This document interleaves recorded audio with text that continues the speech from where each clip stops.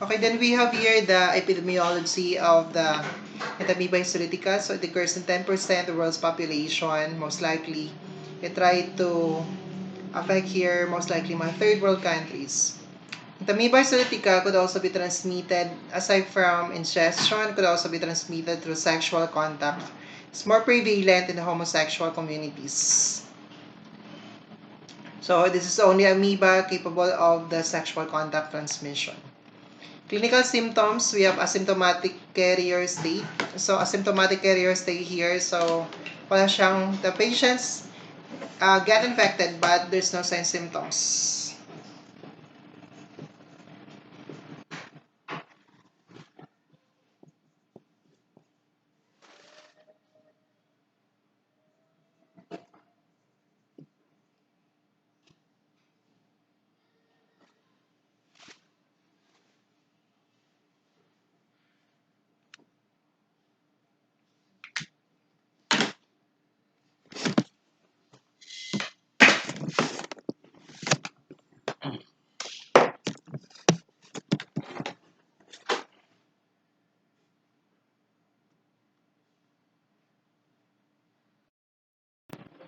Okay, we have here the clinical signs symptoms. We divided one asymptomatic carrier state. So, pag sinabi ng symptomatic carrier state, so the patient don't have signs symptoms. It's because number one, mababa ang inoculum, konti lang ang pumasok sa katawan ni patient. Second one, ang strain di ganun kapathogenic, or it might be strong ang immune system response ni patient natin. Therefore, wala masyadong manifestation. Symptomatic intestinal amoebias may be in the form of your amoebic dysentery. Again, pag amoebic dysentery would have the blood with the mucoid, bloody, and watery in a stool. Could also have your extraintestinal amoebiasis who could go to other part of your body causing other manifestation. Okay, laboratory tests, you could have your DFS. DFS is your direct fecal smear. So, usually what we're doing for the DFS is just have your stool sample, diba? You put it on the slide, then you add NSS, or your glucose iodine on the other side. Then you pick a portion of the stool sample, just mix that one, examine it under the microscope. And then try to identify, okay, as the CS and the trophocyte. You could have a serological test, you could also the stool culture. Tatanungin ko lang, kailan matukuha yung T3, Okay, we have your laboratory diagnosis. Other than that, you could also have a culture technique. We have here the diamond medium for outside culture. That culture medium or method is very specific for your Entamoeba histolytica. Then you could also perform electrophoresis. So we are detecting the cymodims, the enzyme that would help us then to differentiate that one is pathogenic or non-pathogenic strain. Okay, for the treatment, most likely, lahat dito, including your amoebas, flagellates, or even your helminths, would always have the metronidazole as the mode of the treatment. Then good sanitary practice, safe sex for the Entamoeba histolytica because again, it could be transmitted by sexual contact. Very common among homosexual. Okay, the next amoeba we have here, Entamoeba hartmanni. So, Entamoeba hartmanni, considered to be a small race na Entamoeba histolytica. So, almost the same properties or characteristics, morphology as with your Entamoeba histolytica. Only that is one small race or smaller in size. Okay, for the trophozoite of your Entamoeba hartmanni would also have one nucleus. The caryosome is small, and also this is also centrally located. Peripheral chromatin is also regularly arranged, regular and fine. Okay, the cytoplasm on the other hand is also fine.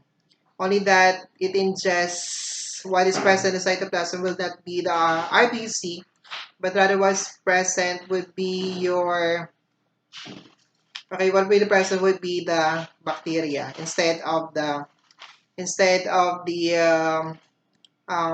RBC found in your Entamoeba histolytica. In terms of the motility, this one will have a sluggish motility. Hindi siya progressive, sluggish.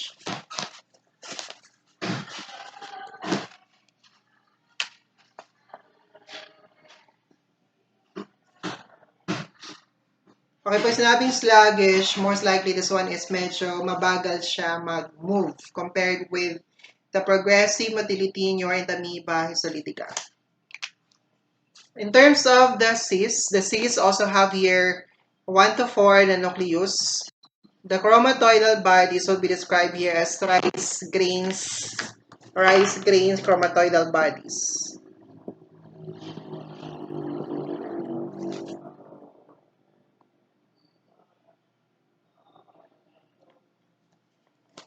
Okay, the next one we have here Amoeba coli. Amoeba coli, the trophozoite would only have also one nucleus, but the caryosome is large and that one is eccentric. Pag sinabing eccentric, hindi siya nasa gitna. When it's not centrally located, that one is eccentric, medyo nasa gilid. The peripheral chromatin, on the other hand, is large. Is usually granular and irregular. The cytoplasm is granular, coarsely granular, medyo malaki ang granules niya compared with your Hartmanni and Amoeba histolytica.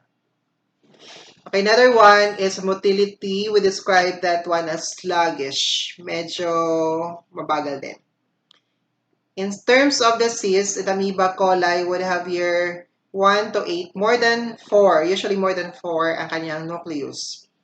And the chromatoidal bodies will be described here as splintered ends.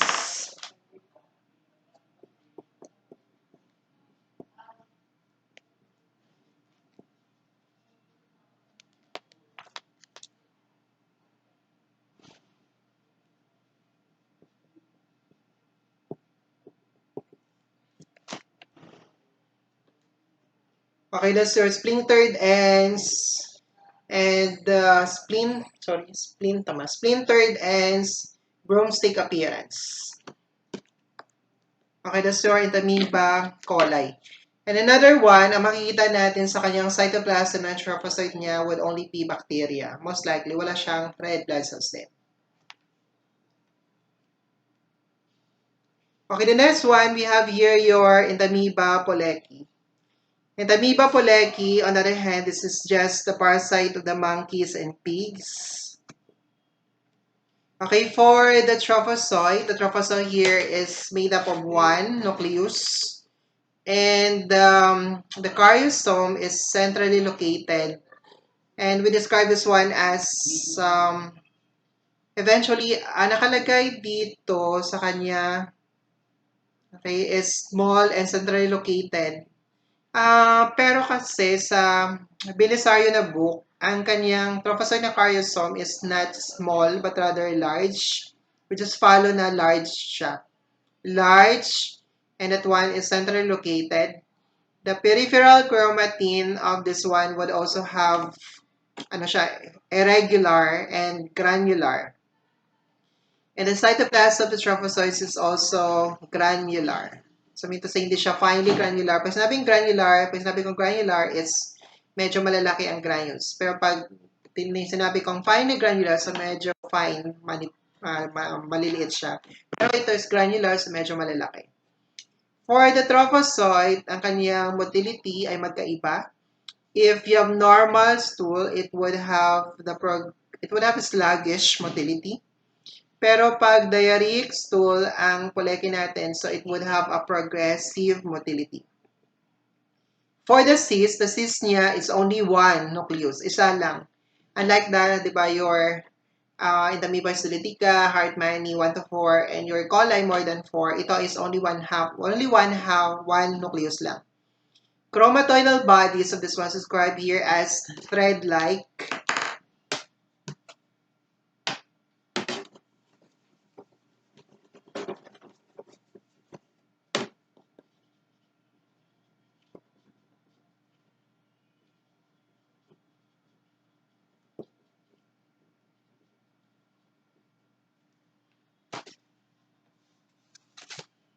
Okay, the chromatoidal bodies of your polypi will be described as thread-like, angular, and we have also the pointed. Okay, the next one, we have here your Endolimax nana. Okay, the Endolimax nana, the trophozoite, would have here the centrally located large irregular caryosome. The caryosome described here as ink blot.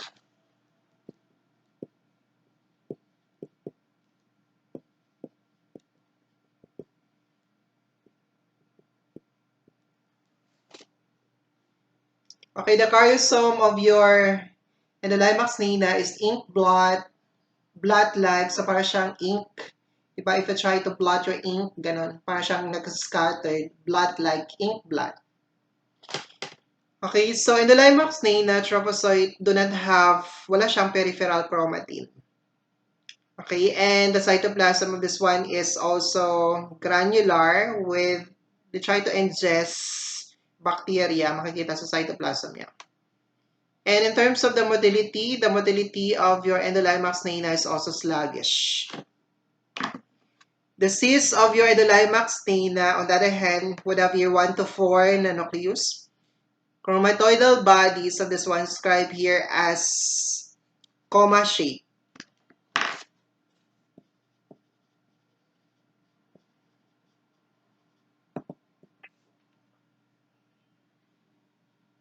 Okay, chromatoidal bodies of the cyst stage would have here the comma shape.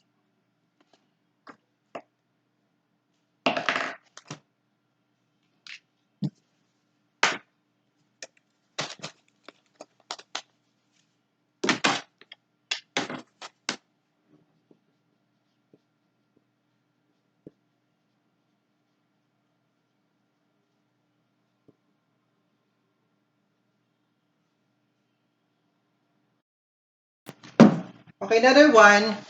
Again, the trophozoite, the caryosome niya is would have the ink blot or the blot-like, but it could also have here other typical caryosome. Example for that, triangular mass, we have here the band, and could also discrete mass. Again, those are the typical caryosome of your Endolimax nana. Another thing about Endolimax nana, we consider our Endolimax nana as the smallest intestinal amoeba. And it appears to be greenish in unstained preparation pag hindi nakastain ang ating stool sample.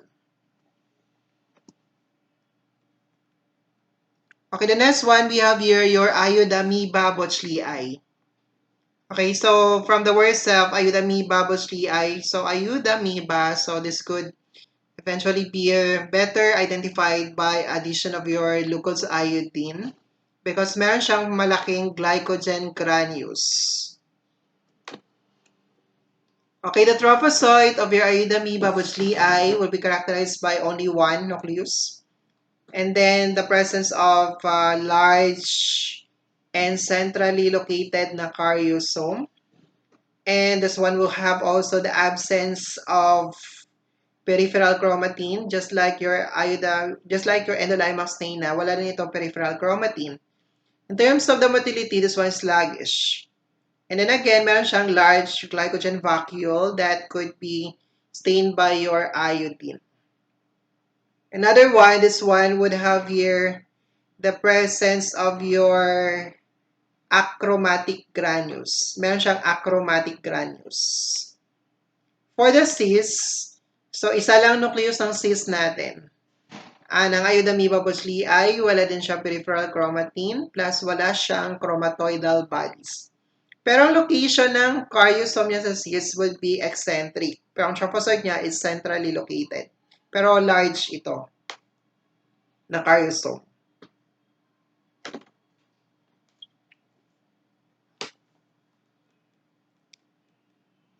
Okay, the next one, we have here your Entamoeba gingivalis. Entamoeba gingivalis, try to cause here your, so from the words of gingivalis, could be found in our gingival scrapings in our mouth. So this is actually the first amoeba isolated from human. We try to cause here gingivitis.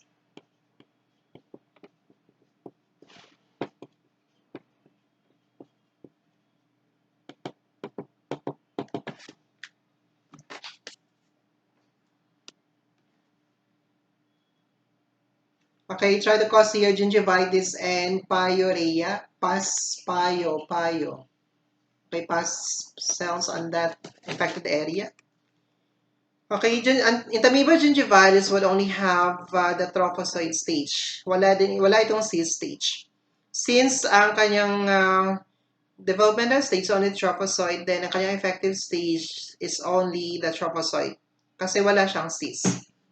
Okay, the trophozoite described here as one nucleus with small na caryosome, and that one is with the presence of your peripheral chromatin, which is finely granular.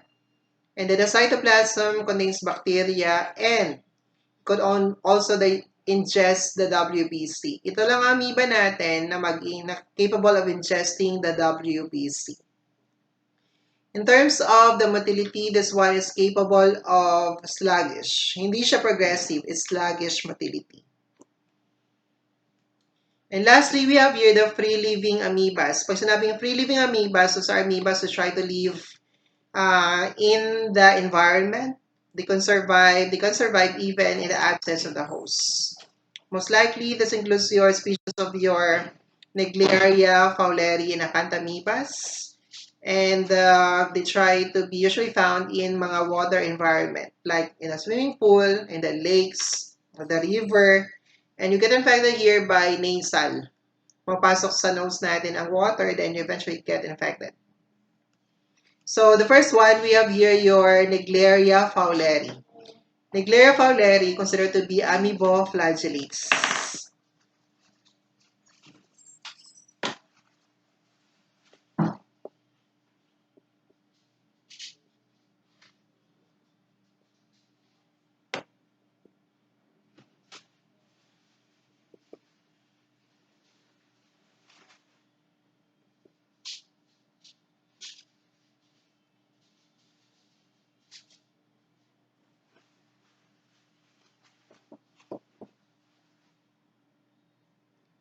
Okay, the Negleria fowleri is your amoeboflagellates because it will have here 3 stages. Meron siyang trophozoite na stage. Ay, sorry.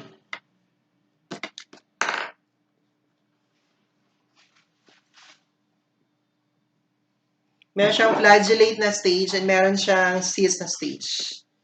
Making that one your amoeboflagellates. The trophozoite, we describe this one as one nucleus and the presence of large na centrally located na caryosome, but this one would have here the absence of the peripheral chromatin. And then in terms of the motility, this one is capable of sluggish, blunt-like.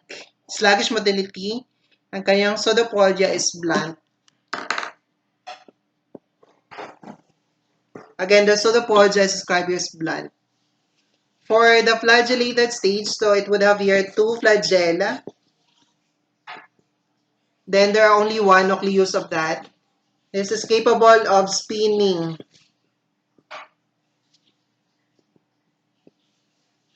Okay, capable of jerky spinning motility. The cyst, on the other hand, with only 1 nucleus then. Okay, meron siyang cyst wall. Okay, wala siyang peripheral chromatin. Okay, and yun. Those are the characteristics of your Negleria fowleri. Then we have here the clinical symptoms to try to cause a fever, headache, sore throat, nausea, vomiting, seizures, Kernig sign. Kernig sign is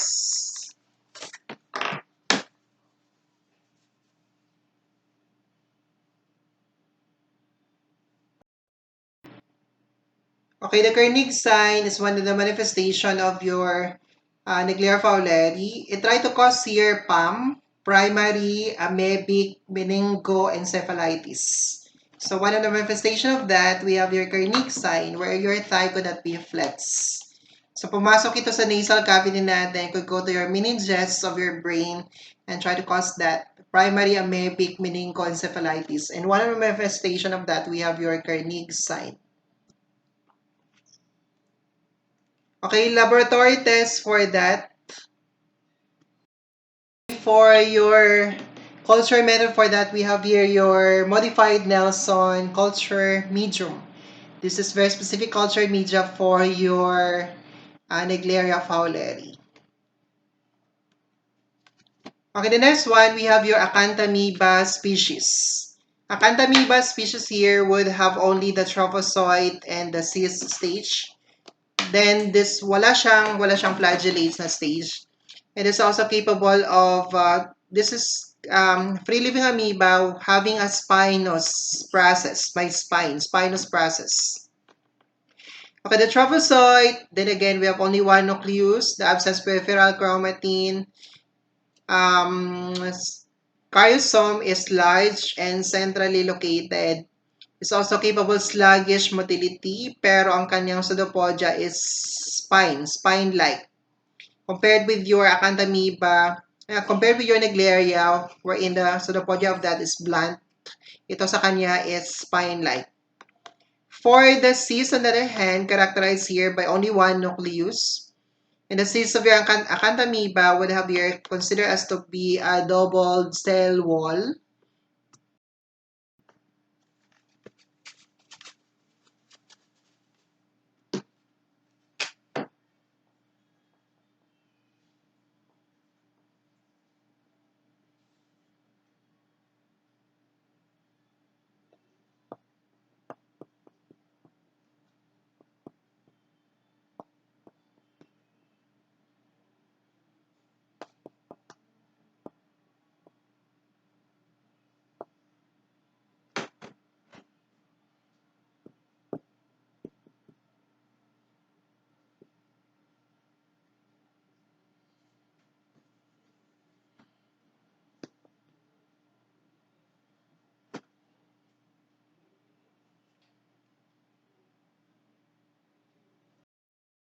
Okay, for the culture medium here for your Acanthamoeba, you could have your Trasan Johnson. You could also have the Finberg and the Whittington. Okay, so that's the end of our amoebas.